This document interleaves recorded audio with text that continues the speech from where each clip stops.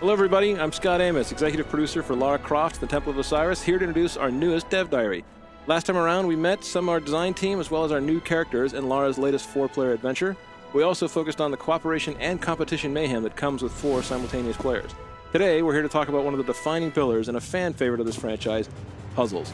We're lucky to have with us our lead level designer and the puzzle design guru of both Guardian of Light and Temple of Osiris, Jeff Wages. Amos. Wages. Yeah, it's a thrill for me to be on the Lara Croft franchise. As you mentioned, I was on Guardian of Light, and when this chance came up at Crystal, I was excited to jump back into it. There are a lot of things I learned from Guardian of Light and from my work on Tomb Raider in 2013 that I was eager to bring over to Lara Croft and the Temple of Osiris. And I had a few new ideas for puzzles that we can only do now with our latest mechanics in our 4-player design. Which is kind of Jeff's way of saying that when you get stuck or frustrated at some of these crazy things he's come up with, you can please address all of your hate mail to him. Nah, they'll be fine. It's never about punishing the player. He places a huge emphasis on visual language to make sure that the puzzles are communicating themselves to the player. After that, they can cooperate and experiment and work until they find their own aha moment that solves the puzzle. Which is, honestly, for us, that's the fun, to see people get through this game, to play it front to back, to see everything. And the game is fully playable in single player. And co-op, people need to work together, though, right? Since we have 2 different classes, we split up their skill sets, so then we have these custom cooperative puzzles. As we said from our last diary, we've got archaeologists and gods. I'll let Jeff talk a little bit about their skills, but certainly having these characters that have different things. Jeff, give us a few examples of how these guys work together and the kind of things they can do.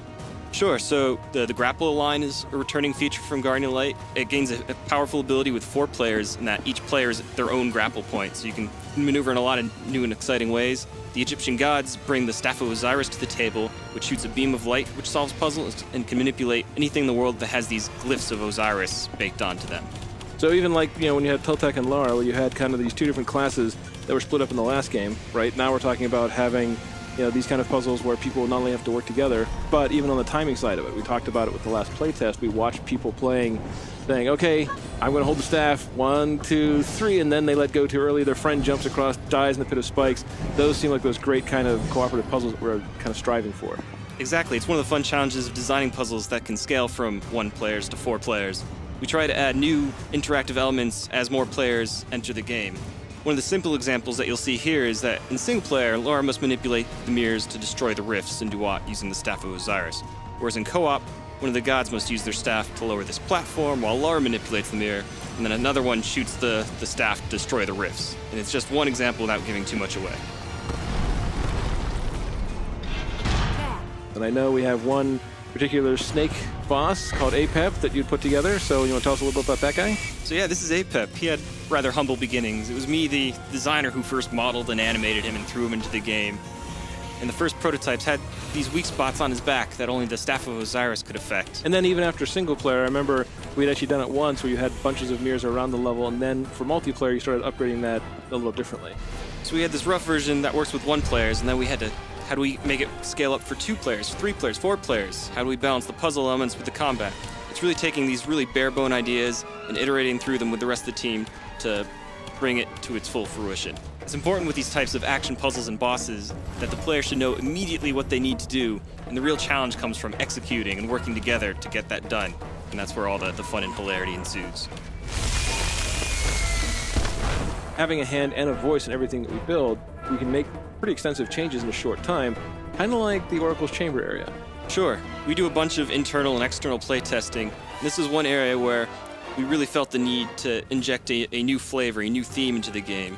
So here's where we highlighted one of the elemental effects that hadn't gotten a lot of attention yet from us, which is poison. And this gave our artists an excuse to go crazy with the green, and the designers re-authored the combat to focus on poison. We took one of our highest rated challenge tombs from later in the game and gave it a poison flavor and installed it here as a puzzle gateway to the Oracle.